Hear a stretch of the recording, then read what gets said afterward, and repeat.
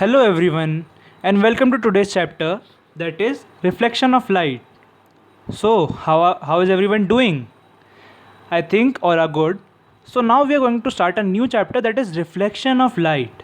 It is a very interesting chapter, and for understanding the reflection of light and different phenomena related to light, we need to understand what is light.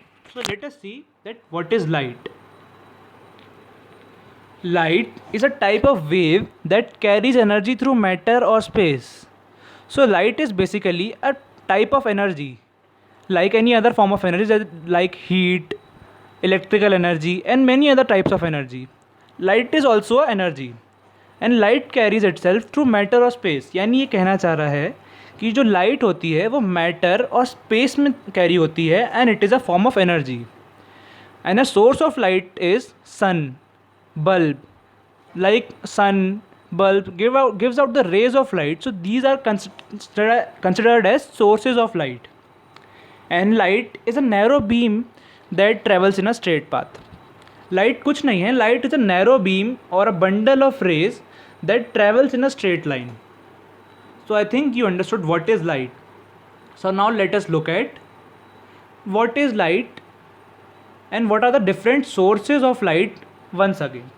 So light is a energy source that travels in waves, and we can see the wavelength of light in different colors. Some light can be found in nature. अब कुछ lights हमें nature में मिल जाती हैं, naturally occurring होती हैं, जैसे कि लाइट ऑफ सन. जो सन की लाइट होती है वो नेचुरल लाइट है. And some light such as flashlight जो होती हैं हमारी, these are not the natural lights but these are manufactured by humans. So these are known as the man-made or manufactured sources of light. So now there are different sources of light we can see. Light comes from different sources. In the day, for example, in the day, sun gives us light. जो हमारे दिन में होता है हमको sun से light मिलती है. And at night we have lights, lamps, torches, different things to see. And some of these sources are natural and some of these are manufactured, as I told you earlier.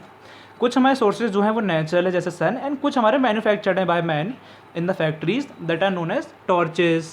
So these are known as manufactured sources.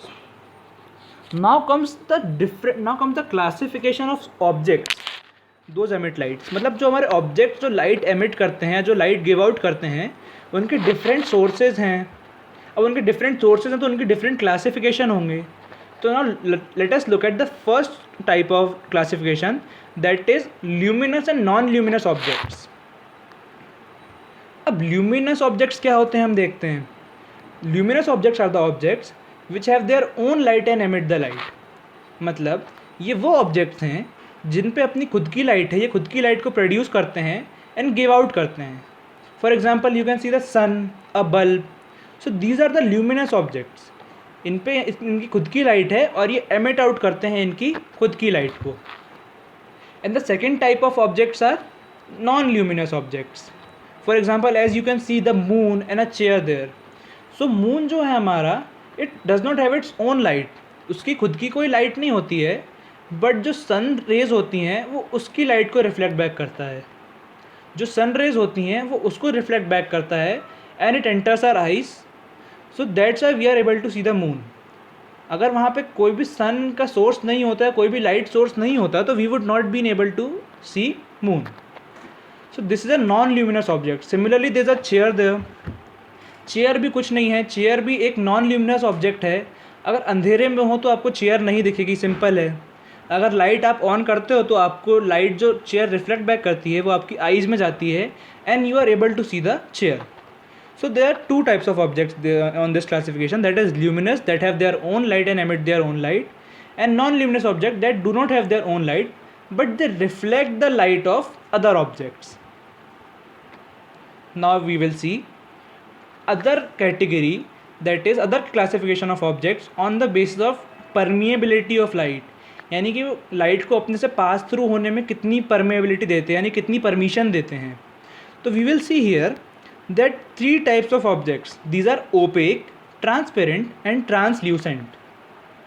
So if we will see the opaque objects, in the first image we can see a opaque object. अब opaque object क्या है? So tell me if you can see anything behind the door in the opaque object.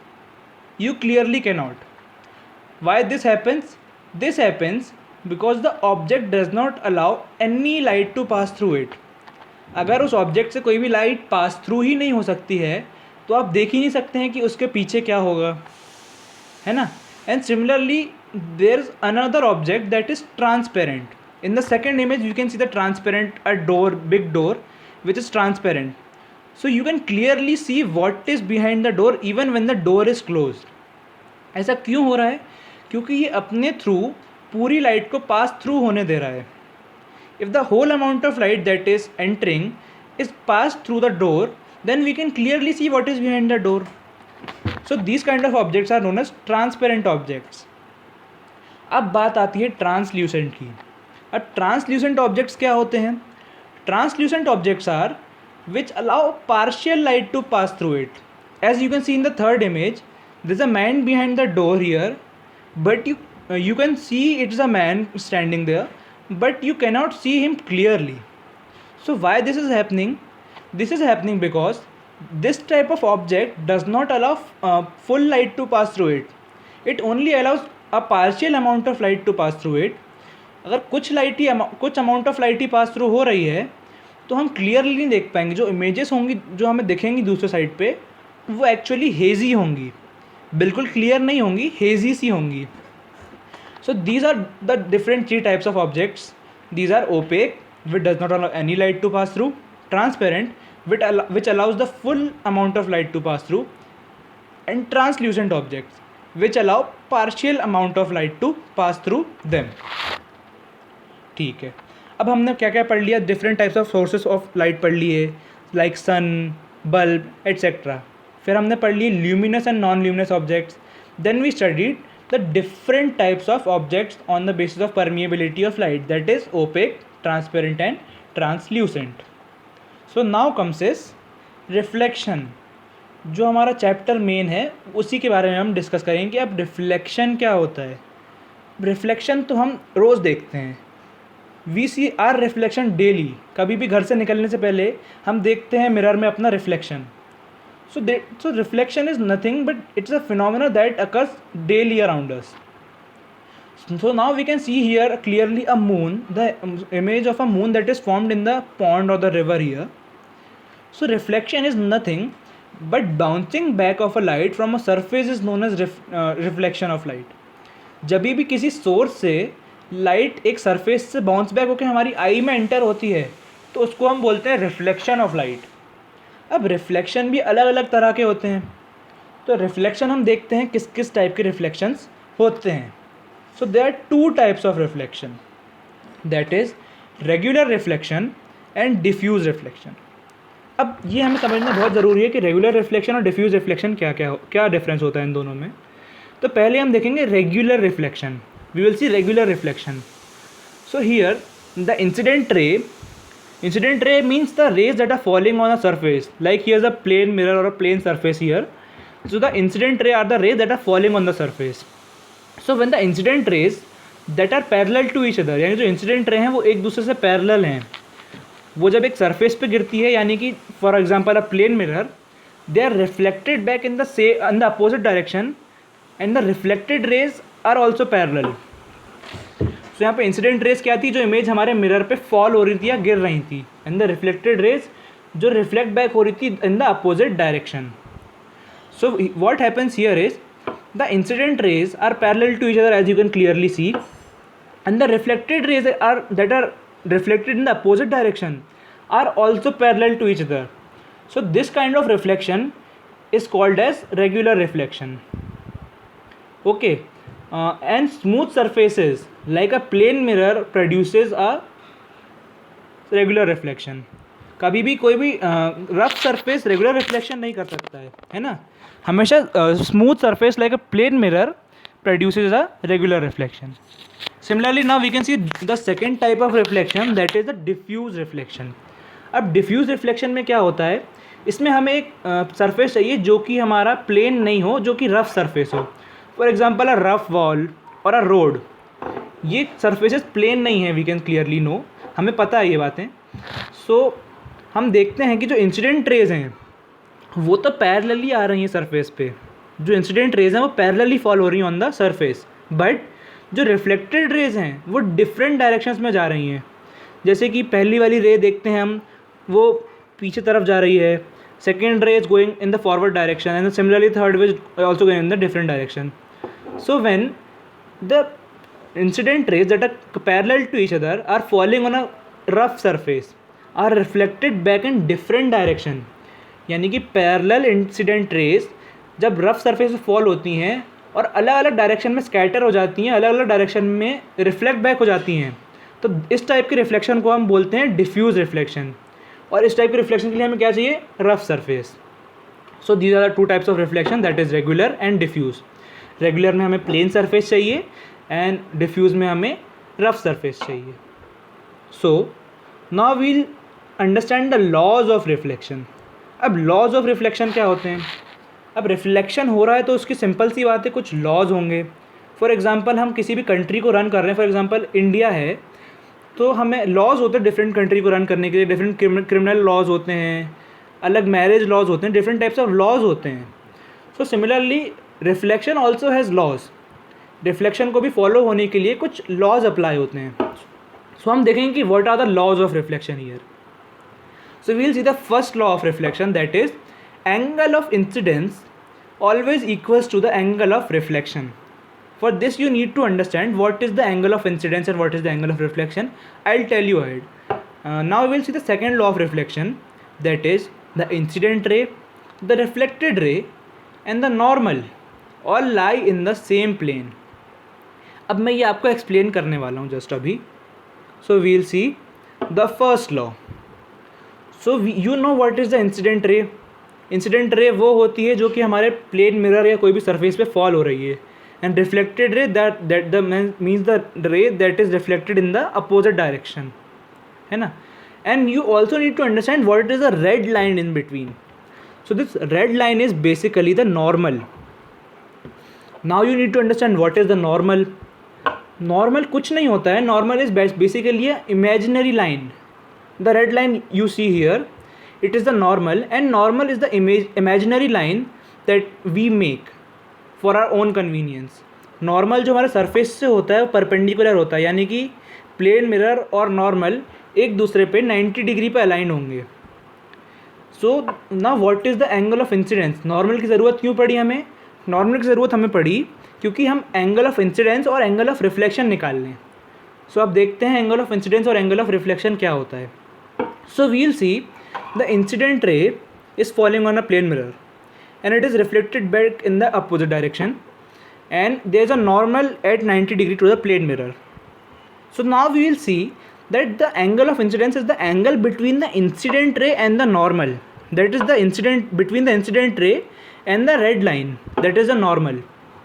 And the reflected angle, that is the angle of reflection, is between the reflected ray and the normal. You can clearly see it in the image, है ना. So we will see that the angle of incidence is always equal to the angle of reflection. अब आपको मेरे ख्याल से समझ में आ रहा है what is the first law.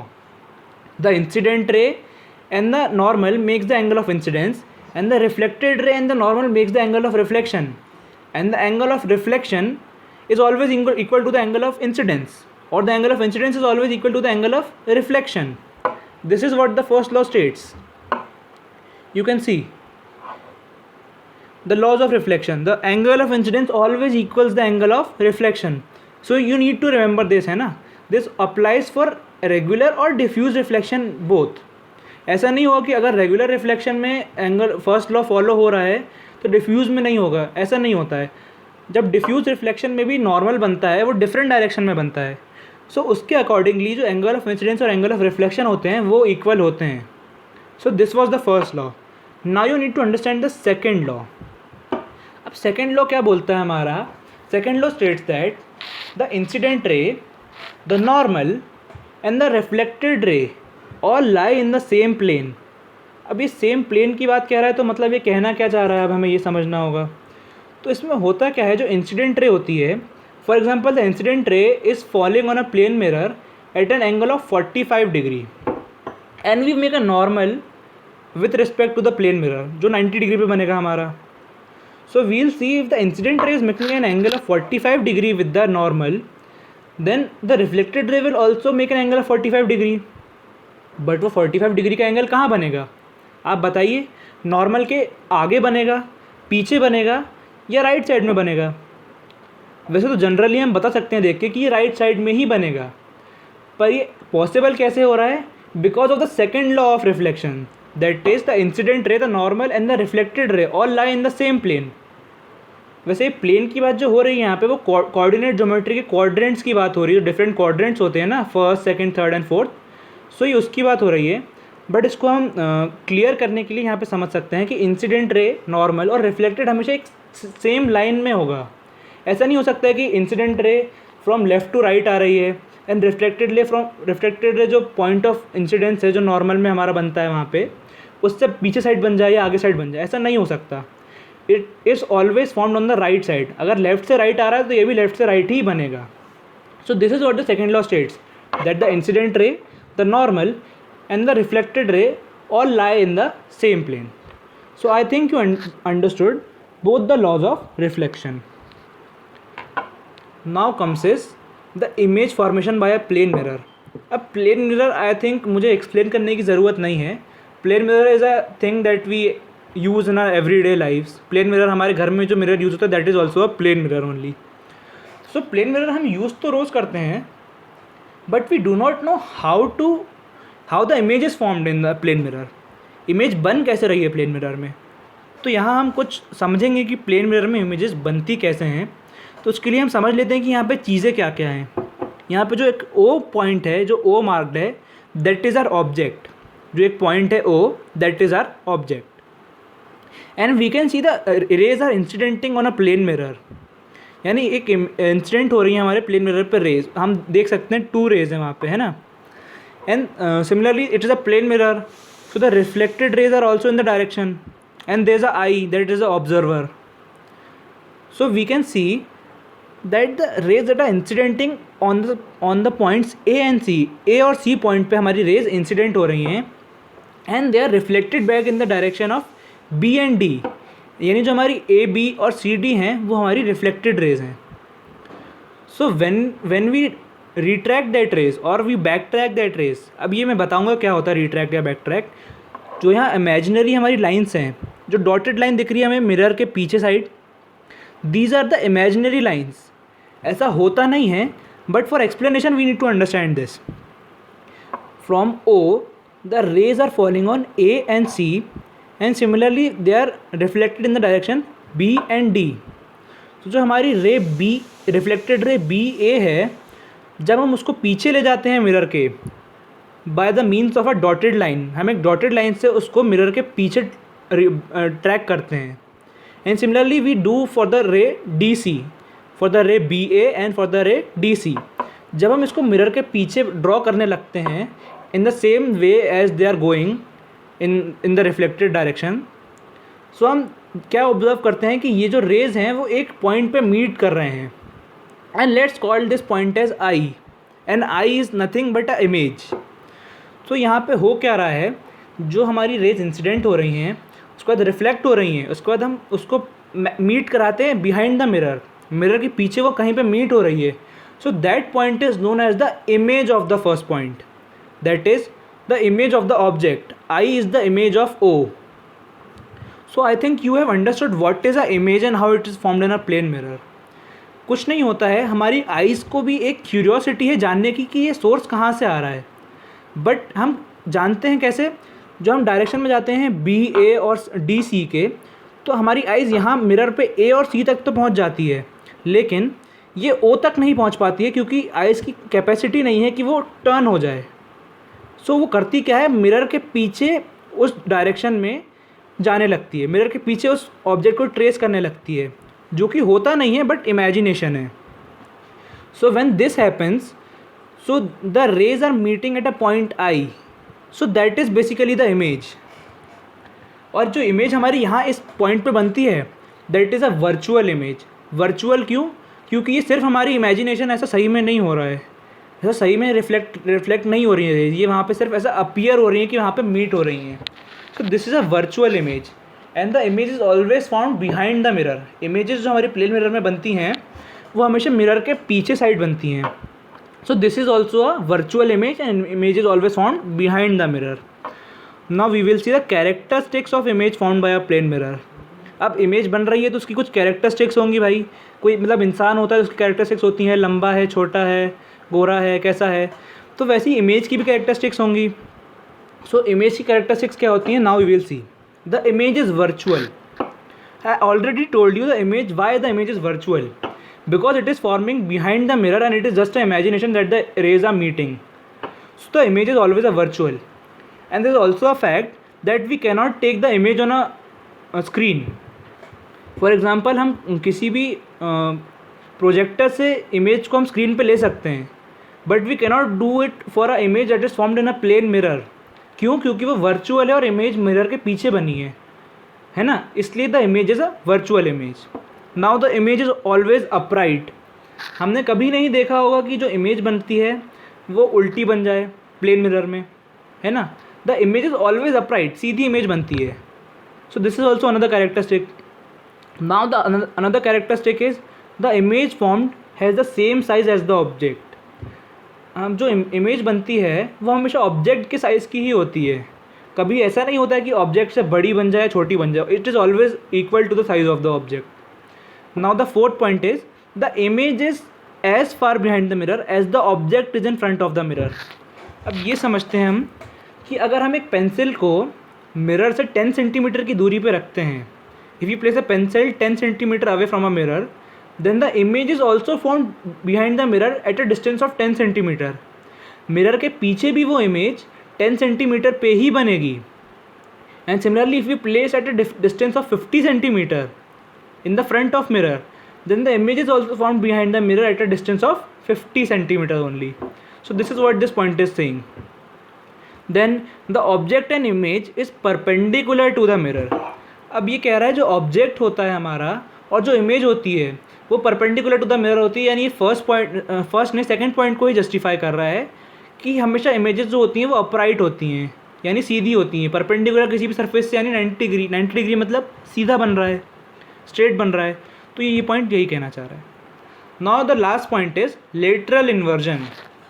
So this term you need to know what is lateral inversion. जो हमारे प्लेन मिरर में इमेज बनती है दैट इज लेटरली इन्वर्टेड। अब लेटरली इन्वर्टेड क्या होती है हम देखते हैं। In lateral inversion left seems to be right and right seems to be left. इसका मतलब क्या है कि जब भी हम किसी मिरर के सामने हमारा राइट हैंड रेस करते हैं तो जब मिरर इमेज में हमारा हैंड रेज होता है वो कौन सा हैंड होता है? Left hand. As you can see in the image. आप अपना राइट हैंड उठाएंगे वहाँ इमेज में, मिरर में, तो मिरर में क्या दिखेगा? लेफ्ट हैंड दिखेगा, जबकि दोनों हैंड सेम डायरेक्शन में पॉइंट कर रहे हैं। बट आप राइट उठाएंगे वहाँ लेफ्ट दिखेगा, आप लेफ्ट उठाएंगे वहाँ राइट दिखेगा। So this phenomena is known as lateral inversion, where left seems to be right and right seems to be left. So I think lateral inversion is clear. Now comes is when two mirrors are placed at an angle to each other, तब क्या होगा जब हम किसी दो mirror को किसी angle पे रख देंगे एक दूसरे से। For example the first case is parallel. जब हम दो मिरर को आमने सामने रख देते हैं तो कैसे इमेज बनती है, क्या होता है? so, इसका बेस्ट एग्जाम्पल है the barber shop. When we go to the barber shop we can see two mirrors are placed at a front and one at a behind. So we can see multiple images forming in the mirror. If you have observed, we can see that multiple images are formed. So this way similarly here, when two mirrors or two reflecting surfaces are placed parallel to each other, that is at an angle of 0 degree, then we can see a infinite number of images formed. कभी भी हम दो mirror को parallel रख देंगे तो उन दोनों में क्या होगा? For the first mirror, the second mirror will be the object. सो उसका रिफ्लेक्शन वो फॉर्म करेगा. And similarly for the second mirror the first mirror will be object, so वो उसकी इमेज फॉर्म करेगा. सो ऐसे ही जो इमेज लगातार फॉर्म होती जाएंगी उससे क्या होगा? An infinite number of images will be formed.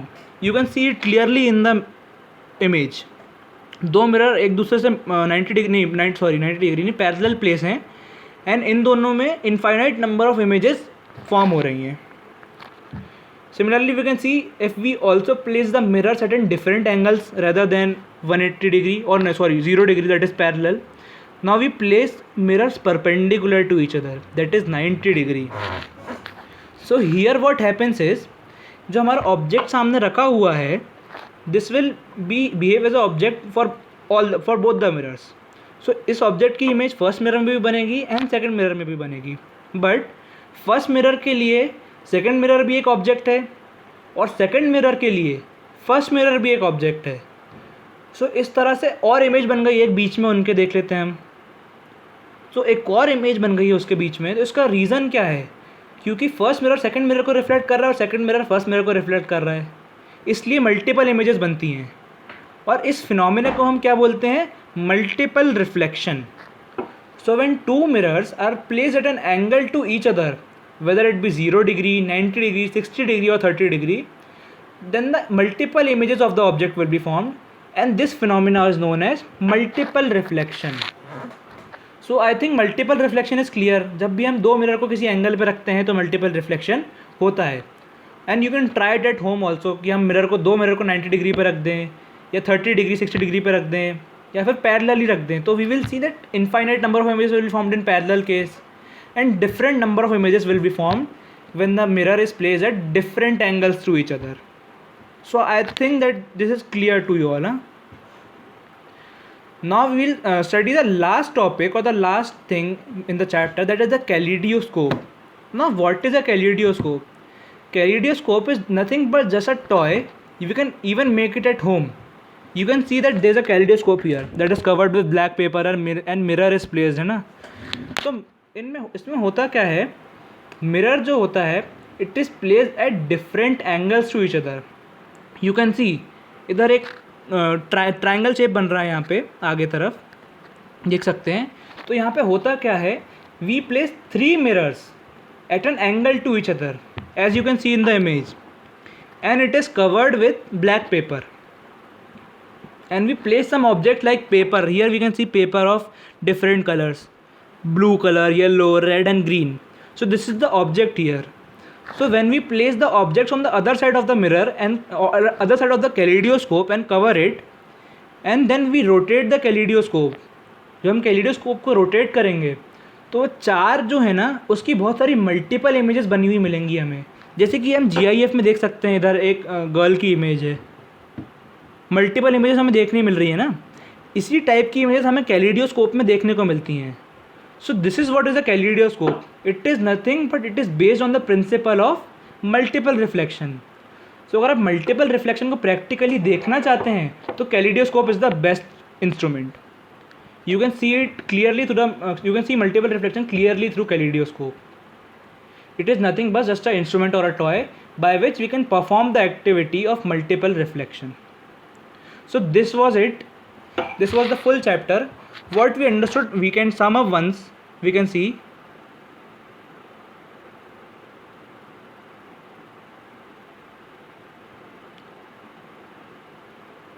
so today we learned that what is light.